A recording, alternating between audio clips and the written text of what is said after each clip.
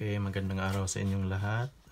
Ngayon, gagawa tayo ng titawag nilang battery charger. So, ang paggawa ng battery charger ay hindi naman po napakahirap masyado, ay napakasimple lang po. So, ang una po natin gagawin ngayon ay i-drawing lang muna natin. Para sa ating mga hindi pa nakakaalam, ay sa mga newbie po na katulad ko, ay masundan po kung paano po gumawa ng battery charger na napakasimple. So, unang-una po ang diagram po ng ating gagawin ngayon ay isang 12 volts battery charger. Ito po ay napakasimple lang. Ang unang gawin natin ang power supply na ang kanyang diagram. So, ito po gagawa muna po tayo ng kanyang diagram. So, ang diagram po sa circuit ng isang power supply ay ganito. So, dito po ang kanyang AC in. Ito to ay 220 volts. 220 volts. Start lang po natin. So, ito po ay isang, tandaan nyo po, ito ay yung dinodrawing natin power supply. Yan. So, yan po ang ang diagram ng power supply. So, kapag inyo pong makita, dito po ay AC. So, kapag tinitest nyo po ng inyong multimeter, ay dito ay magiging AC pa rin ang labas.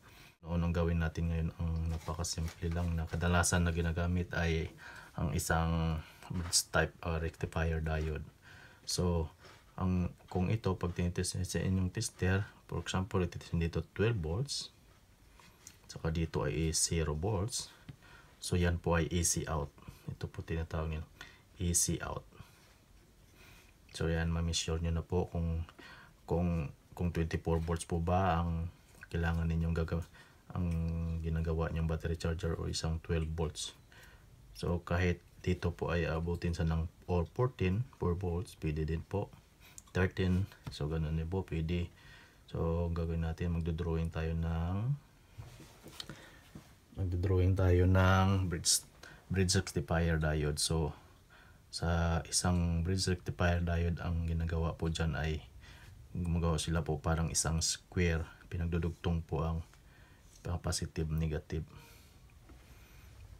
to negative, parang series style lang po. So, ang gagawin po natin dito ay gagawa po natin tayo dito ng isang square.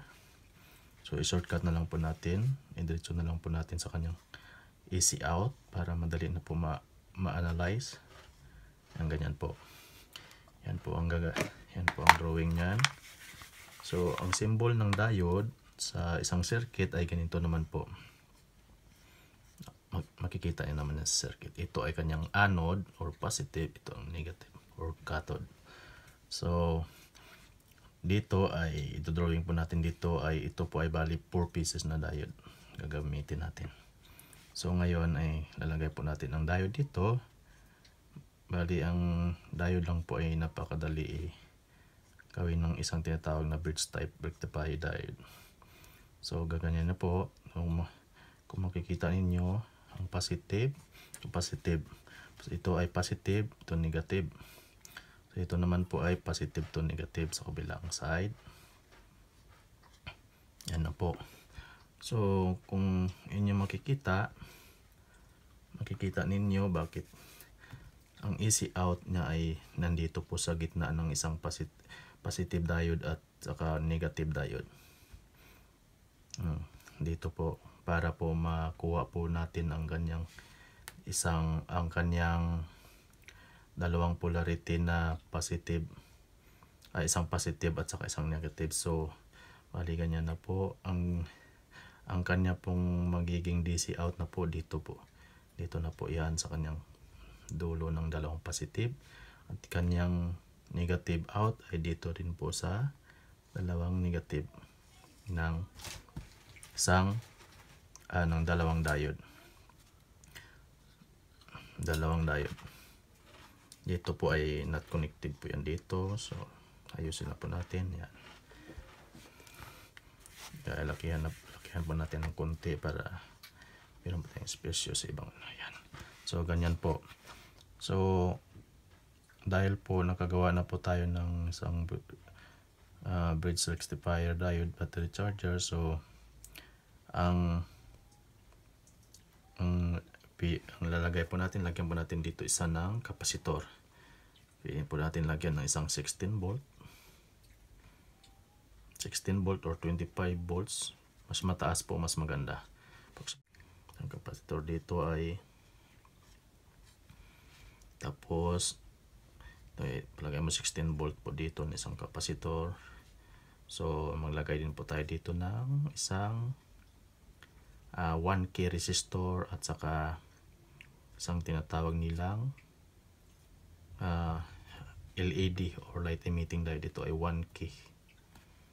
So ganyan lang po. So, tapos kung ititest po natin sa ating multitester, so dito na po, ito po ang kanyang magiging positive 12 volts, ang kanyang negative, ang kanyang 0 volt dahil negative po yan, so negative. So ganyan lang po, napakadali lang po. So kaya po dito ang ating battery, ang positive, negative.